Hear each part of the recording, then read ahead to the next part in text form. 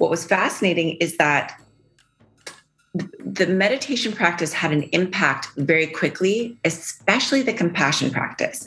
So in only 7 hours of practice, you could see changes in the brain after compassion practice. For the mindfulness practice, it took a little bit longer, but even 2 weeks of practice, you saw a kind of lessening of the activity of the amygdala. So the amygdala is the seat of our emotions. It was less reactive. You saw increases in the ability to pay attention, increases in memory, even increases, significant increases in GRE scores, which are the college, university, graduate school entrance exams.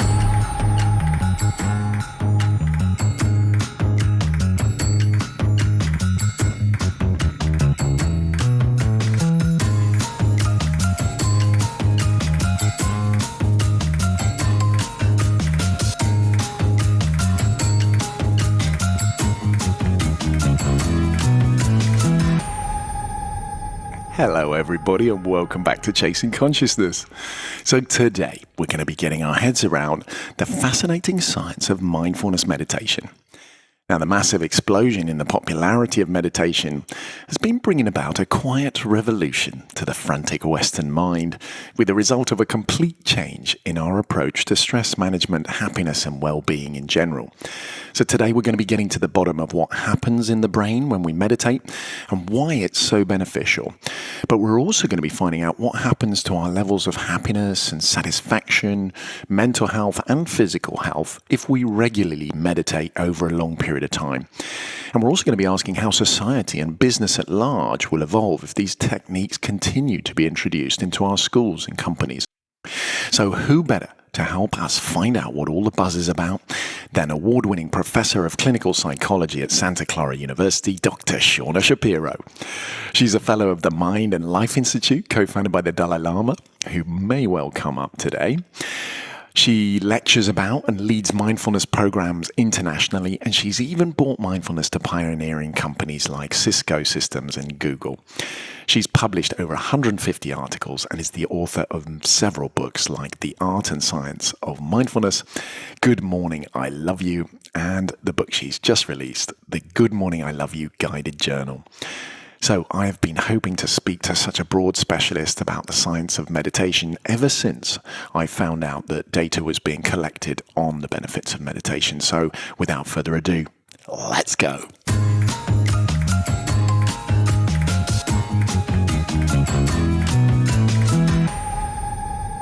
Dr. Shauna Shapiro, welcome to Chasing Consciousness and thank you for joining us on the show. How are you today? Thank you. I'm delighted to be here. I'm doing well. Wonderful news. Now, Shauna, I love to start by asking my guests about their very first conscious thoughts when they were growing up and when they started to question the world. Is there anything that sticks out that you really remember influencing your thinking later on in life, perhaps? So for me, I have to admit, I feel like my early years were relatively unconscious. And I remember kind of my first consciousness really when I was a teenager and was facing back surgery. And I had to have spinal fusion surgery for scoliosis, which was quite unexpected. My spine, the curvature of my spine had increased so much that it was going to puncture my lungs. So my physician said we needed to operate. And it was like something kind of woke me up. I wouldn't say it was pleasant consciousness, but it was at least awake. And it was really during that time, kind of after the surgery, where everything slowed down and there was this kind of space that opened up that I discovered mindfulness. And I feel so grateful because I was in a lot of physical pain, but also in a lot of emotional pain. I ended my volleyball career, which I was very dedicated to. And I was worried I would always be in pain, that I wouldn't be able to walk normally again. And mindfulness really gave me this anchor into the present moment. Instead of getting lost into the future and what I was afraid of or ruminating about the past and what I should have done, it allowed me just to kind of breathe in the present moment and to start to heal. Do you remember the actual thought that started that process, the kind of the alchemical thought that kicked it all off? Yeah. In my mind, what it is this sense that what had already happened had happened. And the only thing that mattered was now what? How do I want to meet this next moment? That I had some choice, I guess, was the conscious thought that I could be happy again was really in my power. Wow, that is a big one, isn't it? Especially when you're facing so much fear and so much pain. So, Shauna, before we get on to your new book, The Good Morning I Love You Guided Journal, I'd like to clarify some of the science of meditation, as I think it'll really help the listeners understand some of the tools that you're going to be proposing from the book. The Dalai Lama famously challenged neuroscientist Richard Davidson to use the technological tools of neuroscience to study kindness and compassion instead of just focusing on mental illness and depression and all of the bad things that the medical establishment is obviously obliged to do. So Davidson took him up on the challenge, and he went on to create a scientific study to compare the brain activity of newcomers to meditation with Tibetan lamas who had been meditating regularly for many, many, many years. Now, let's start with what differences Davidson and his colleagues discovered in their brain scan data between those two groups. It was actually quite interesting. So, what I would say first is they were studying both compassion meditation, where you're doing compassion and sending love and kindness, and you're caring for other people. They also looked at mindfulness meditation, which is what I was referring to earlier, more about being present in this open, curious, kind way. And here's what was interesting. So, first, I'll tell you what they discovered in the new to meditation folk, because that's interesting for a lot of people who are listening who've never meditated. What was fascinating is that the meditation practice had an impact very quickly, especially the compassion practice. So, in only 7 hours of practice, you could see changes in the brain after compassion practice. For the mindfulness practice, it took a little bit longer, but even 2 weeks of practice, you saw a kind of lessening of the activity of the amygdala. So, the amygdala is the seat of our emotions. It was less reactive. You saw increases in the ability to pay attention, increases in memory, even increases, significant increases in GRE scores, which are the college, university, graduate school entrance exam. So these are big changes in a small amount of time. Now, in terms of differences between novices and long-term meditators, one of the findings that I thought was most interesting is the response to pain. So, when you expose, and this wasn't significant pain, of course, because these are ethical studies, but when you expose kind of someone new to meditation, and you let them know we're gonna zap you with an electric node, or we're gonna put you in an ice bath, or whatever it is, you see the kind of activation in the brain start way before the pain happens. So there's this anticipatory pain and fear. Then you have this spike when the pain happens, and then it takes a while to kind of calm the nervous system back down in novices. What's fascinating is in long-term meditators, and these yogis, as they call them, that there's almost no activity pre-pain. There's no anticipation, right? They're saying, right now I'm okay, right now I'm okay, right now I'm okay. Then the pain hits, you see the spike, right? And it's still a big spike. But then the recovery to baseline is incredibly rapid. So that was, for me, a very, very interesting study. And I think applies not just to physical pain, but to emotional pain. And I think this capacity to regulate our nervous system, to regulate our response to difficulty is so important, really, for the evolution of our species. That if we could teach all of our children, this kind of impulse control, this ability to stay in the present moment, this ability to regulate our stress levels, you would see less fighting, you would see more focus. If we could teach our adults how to do this, we would see less wars. I mean, the changes would be radical, wouldn't they? And we'll come back to the society as a whole towards the end. But I guess another really important question is here: did the newcomers' brain activity change as they went on to become more experienced? Did they follow these long-term changes of people? Were they able to do that in the study? Right. That wasn't part of this study. Right. But what the research shows is, whatever you practice grows stronger. This is kind of the foundation of neuroplasticity, so that our repeated experiences shape our brain. And so other studies have shown that with repeated practice, these novices will start to see changes in their brain. As I said, these changes come early, even sometimes as early as 2 weeks.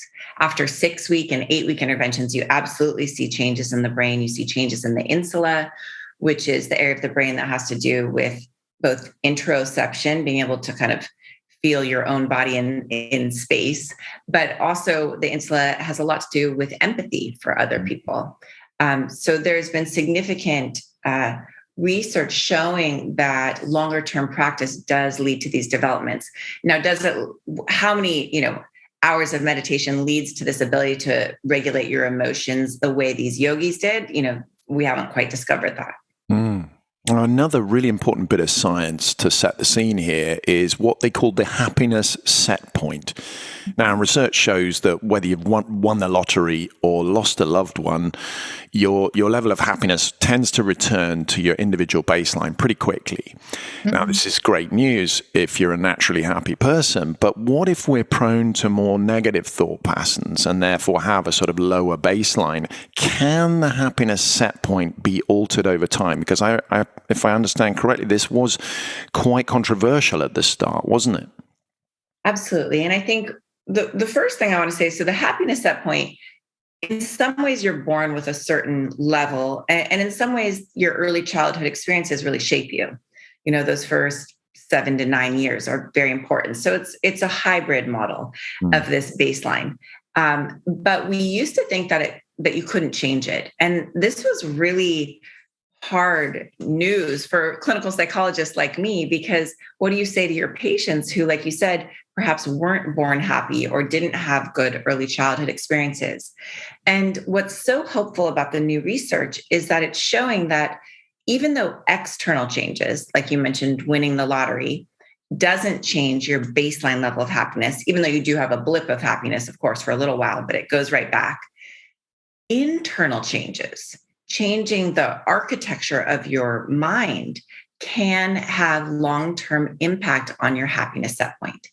So this is really hopeful news, because what it says is that you can grow these resources. You can learn practices that will develop resilience and happiness and connection and compassion that will change your baseline level of happiness.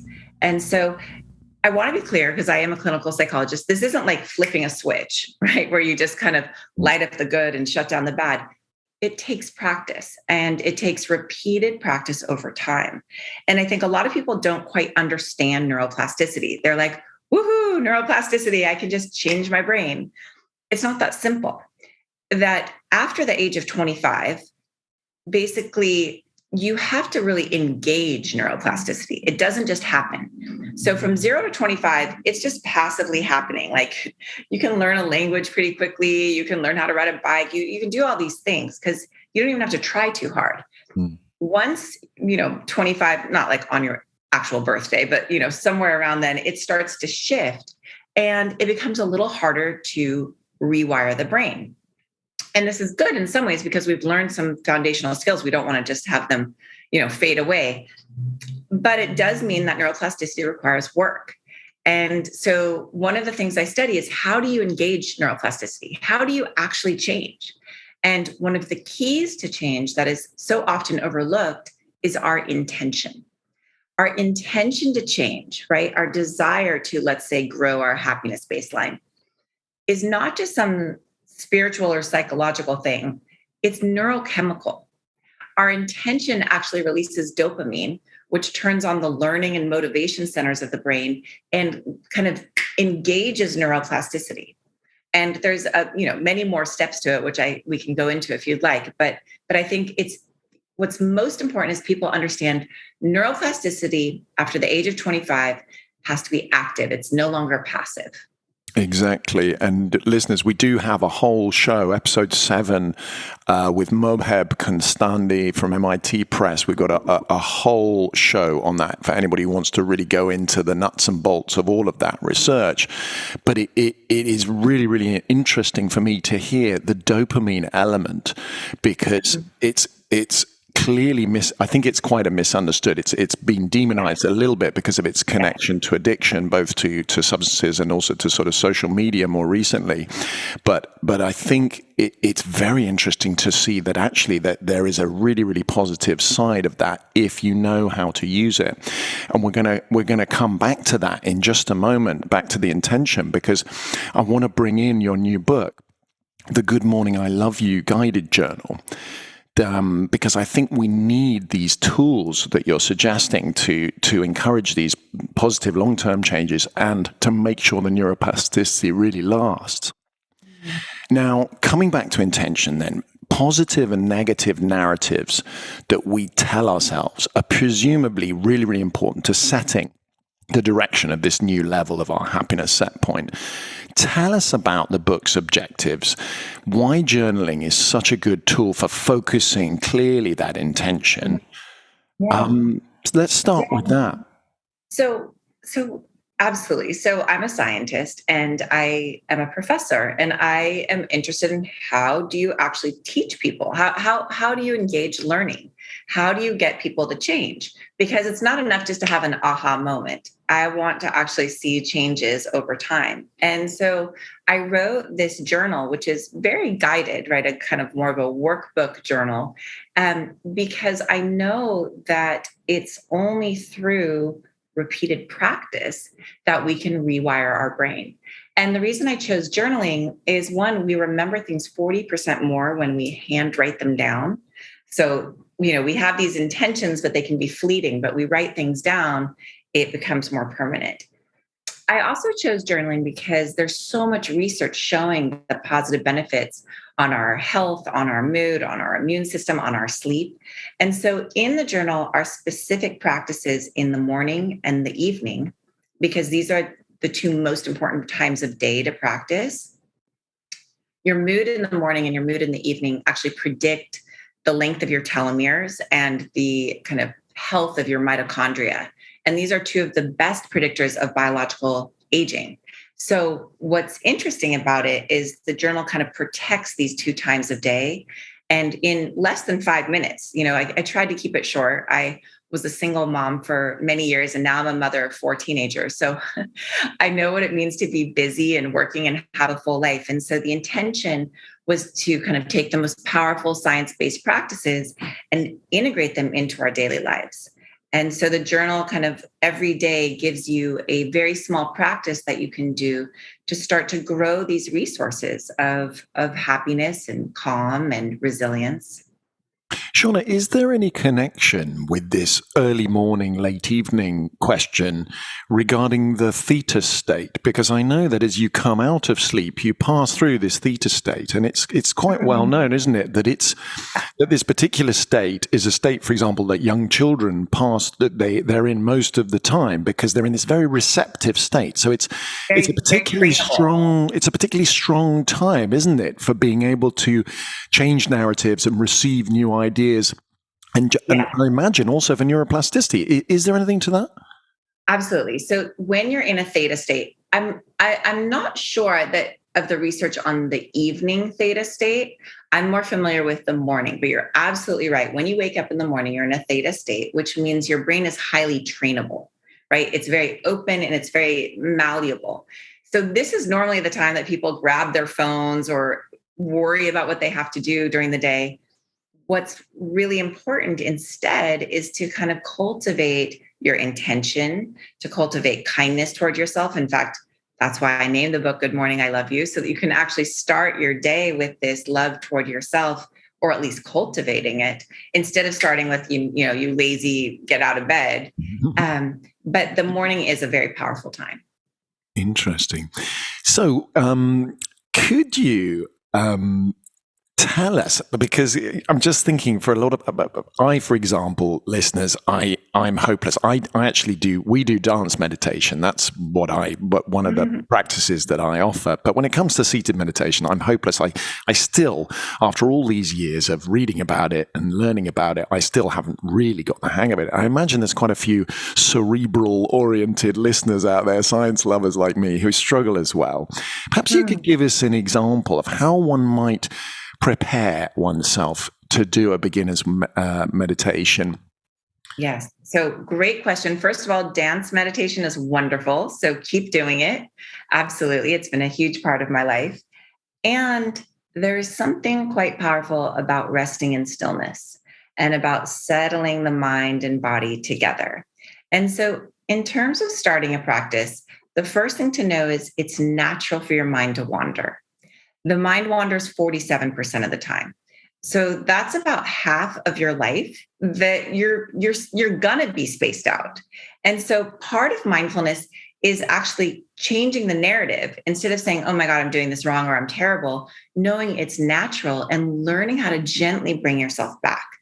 And actually, the practice is bringing yourself back. It's not so much about staying there. Does that make sense? It certainly does.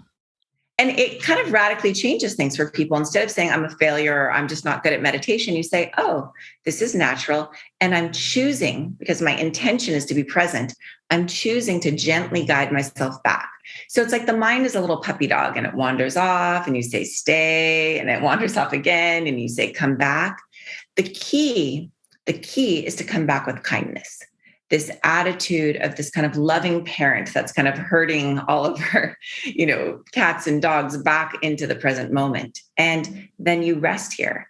And so the benefits of mindfulness, I think, come from this growing capacity to be present, to over and over again bring yourself back. And the breath is really important in almost all meditation techniques. Tell us a little bit about the science of why breathing is so central to our sense of calm. I mean, obviously, most of my listeners will know that we've covered this in detail with Stephen Porges talking about the polyvagal theory. But just a little overview for those who may not know about that science. Why is it so central to our sense of calm and thus our ability to sustain focus in the present moment? Yes. Well, first of all, if you're listening, I invite you just to take a deeper breath in and out and to notice Oh, yes. how that I'm feels, so right? bad at it. I just find myself so And then caught in short breaths so much of the day. It's just And crazy. so instead of saying you're bad at it, what I would invite is that you notice, oh, my breath is short. I'm a little bit more kind of in my head and kind of in this, adrenaline phase, which is not bad, right? There's different periods that we want to be a little bit stressed, but you don't want to stay there. And so learning how to kind of maybe deepen and relax the breath 5% more. So you're not forcing it, right? We can't force relaxation, but we can invite it. And so the breath, just with the practice, is to just start to notice the breath. And what naturally happens is as you notice it, it becomes deeper and slower and more rhythmic. And then there also are kind of intentional breath practices to calm the nervous system, to kind of activate the vagus nerve and bring us down into the parasympathetic state. And what's interesting is the most effective breath, and I learned this from Dr. Andrew Huberman at Stanford, who I'm a big fan of and a colleague of. But what his research has shown is that the sigh breath is the most effective breath to bring calm and to bring benefits. And so that is a double inhale through the nose and then a long exhale. So, and we do this naturally throughout the day, but we can use this technique to help calm us down when we're really stressed. Thank you. Okay. Now, another part of the positive psychology movement that you're a big part of is an increased emotional resilience, which you mentioned before, in spite of this other surprising data of an increased acceptance of our vulnerability. Can you explain how resilience increases as we learn to, as they say in the psychology world, name it to tame it? Yes. So one of my favorite practices is name it to tame it. And I have to say, I love the the pop psych, phrase that they coined with this really rigorous research. So one of the first studies that was done was at UCLA. And what they found is when they put people on brain scanners and they showed them these very kind of emotional images, they had one group name the emotion they were seeing and feeling, like fear, anger, disgust. They had the other group name the gender of the person in the image. And what they found is that when you named the emotion, it kind of put the brakes on your physiological reactivity and helped calm you down. So simply naming an emotion, right, using our words, we get taught that in kindergarten, use your words, is actually incredibly beneficial. So to do this practice, if you're feeling an emotion, let's say sadness, you just notice sadness. I feel sad, sadness. You just kind of repeat it.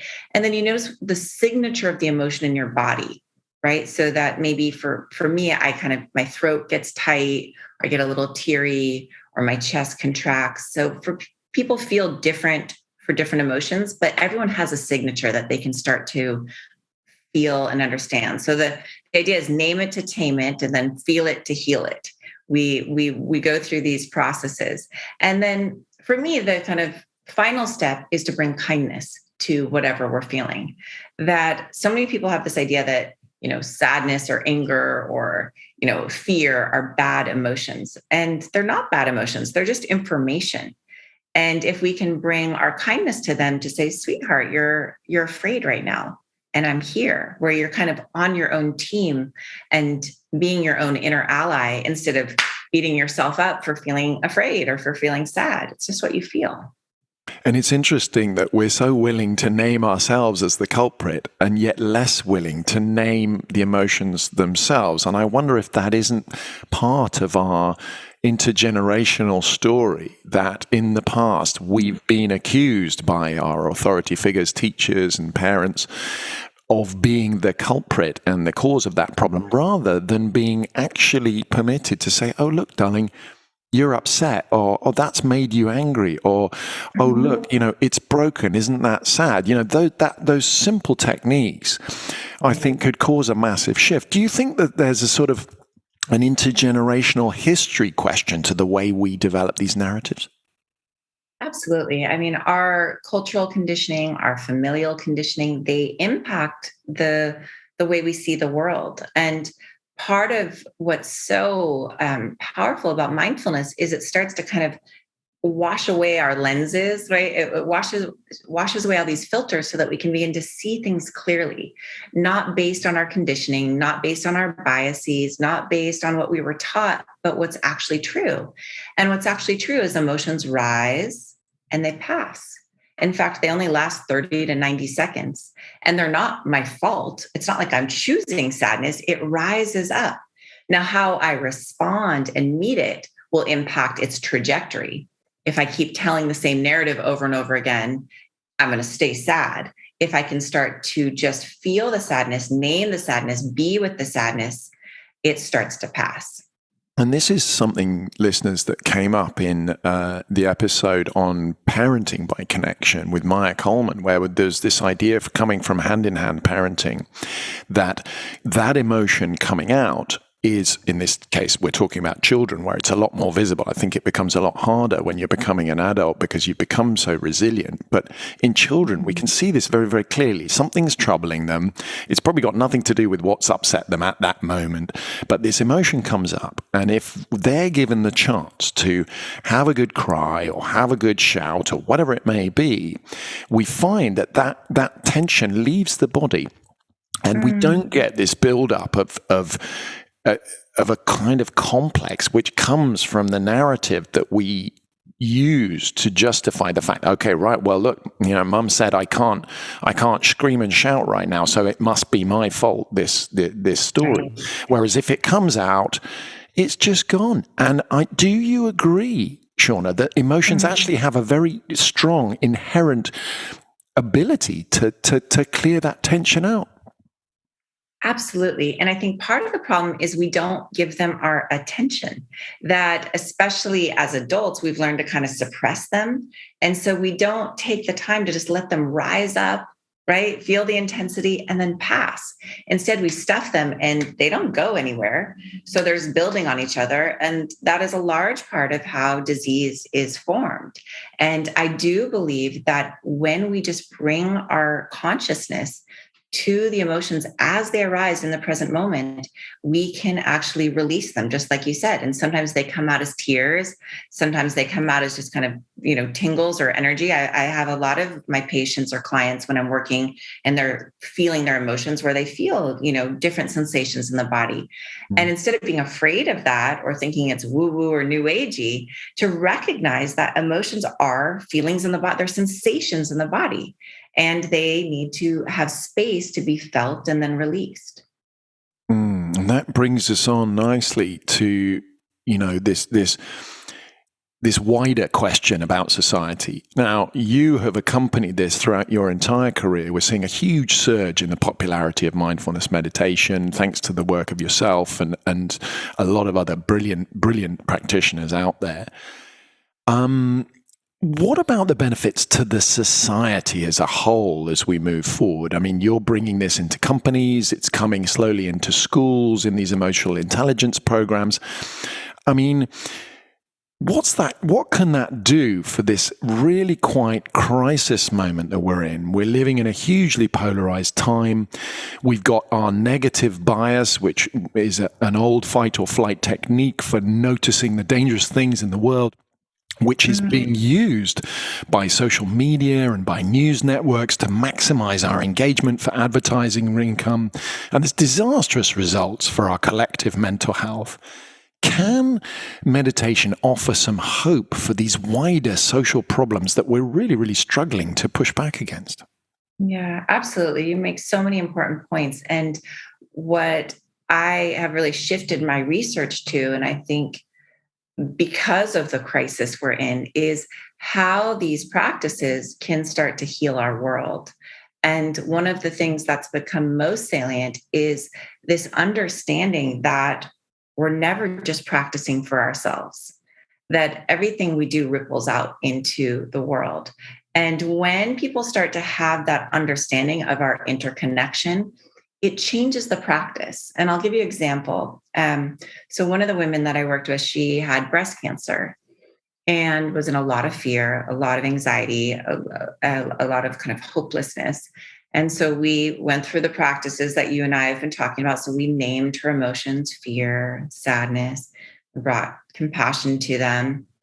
But what really started to shift her was when she thought about all the other women in that moment who maybe had breast cancer and were afraid or facing chemotherapy or surgery. And she started sending her compassion out to them. And all of a sudden, she wasn't isolated and alone in her pain. She realized that she also had power and agency. And witnessing that made me realize how important it is for us as we practice meditation or these kind of seemingly individual internal practices, that we make sure to stay engaged and to really remember the original intention of these practices, which was to cultivate greater compassion for all beings and really bring greater freedom for all beings. And so the way that I see this impacting our culture and society is that as each person brings greater mindfulness, greater compassion into their lives, it changes how they respond to the world. It allows us to start to see each other more clearly, to recognize our interdependence. And one of the areas of study that I'm very interested in is how it can reduce bias. We all have these unconscious biases, whether we like them or not, they're there. And what mindfulness starts to do is reduce this implicit bias. And there's research showing that even 10 minutes of practice can reduce bias against age, against gender, and against race.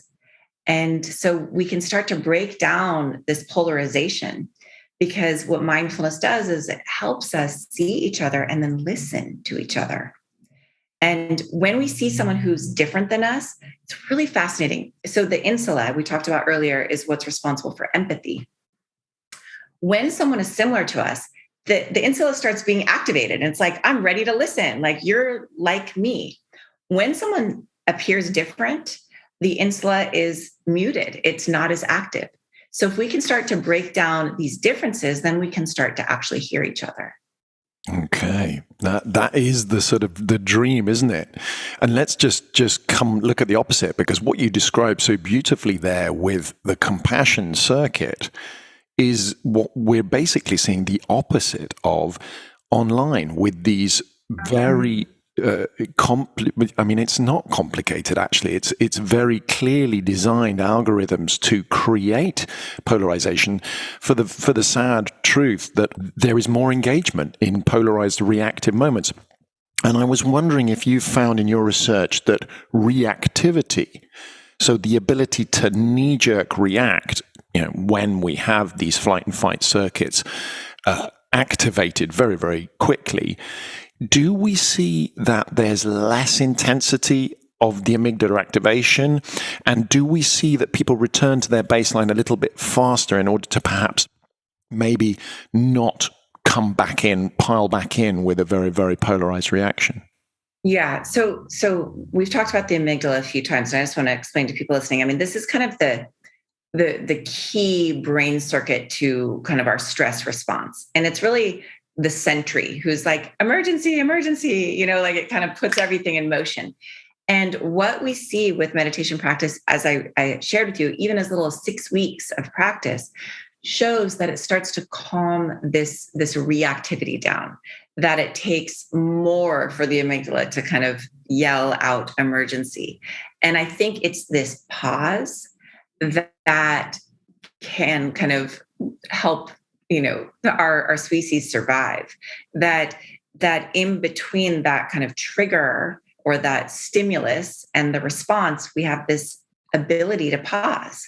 And in that pause lies, I think, as Viktor Frankl says, lies our growth and our freedom in that pause. And what mindfulness does is kind of creates that space for us to start to see things clearly instead of automatically reacting the way we have a million times. And briefly, Shauna, about your work in companies, give us an example of a little bit of a transformation that you noticed. I mean, obviously, companies like Cisco and Google, they are much more progressive than the vast majority of companies in terms of their work environment, in terms of the kind of attitude that the management has towards their lower employees. But just give us an idea, because I'm just so curious to see how that translates back into the workplace. Yeah, I'll share one of the most powerful examples I've seen. This was not exactly a company. This was in the military, in the U.S. Army. But I was so moved by this experience. So one of the higher ranking officials was referred to a mindfulness training class for anger management. So he arrived not very happy to be there, but he actually had a really dedicated intention to be able to manage his anger better. It was not just affecting him at work, it was affecting him at home. And so he really dedicated himself to the practice. And about a month into the course, he shared the story. He said he was at the grocery store and he had this cart full of groceries and he was just about to check out. So he was getting into the checkout lane when this elderly woman who was carrying a young baby girl kind of stepped right in front of him. And he almost got really angry because she kind of cut. And, normally he would get angry and react. His amygdala would say, emergency. But he remembered his intention and he took a breath and he was able to calm himself down, regulate the nervous system. But then this woman and the young checkout clerk start like cooing and awing over the baby girl. And all of a sudden, the woman hands the checkout clerk the baby girl for a hug. And he's like, are you kidding? Is this a nursery? Like, what are they doing? And he almost explodes in anger. But luckily, again, he remembers his intention. He calms down, he takes a breath, and he actually notices the little girl is pretty cute. An instant later, she's back in the arms of the woman. They walk out the door of the grocery store. And as the young checkout clerk is ringing up his groceries, he says to her, that little girl was pretty cute. And she looks up and she says, really? Thank you. That's my daughter.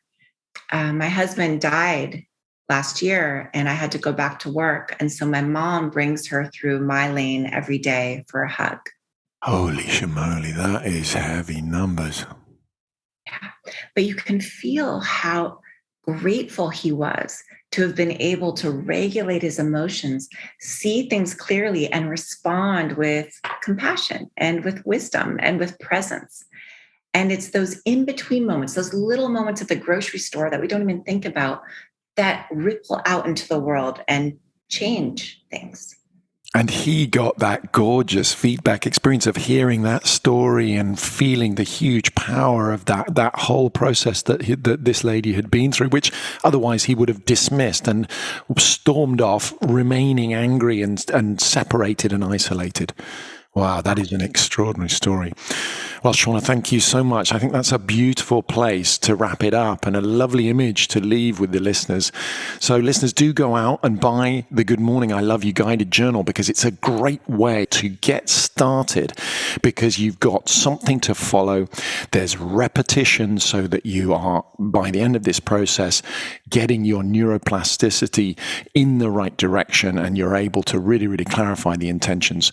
So it leaves me only to thank you very, very much for your time, Dr. Shauna Shapiro, and I look forward very much to seeing your future work coming out. Thank you so much.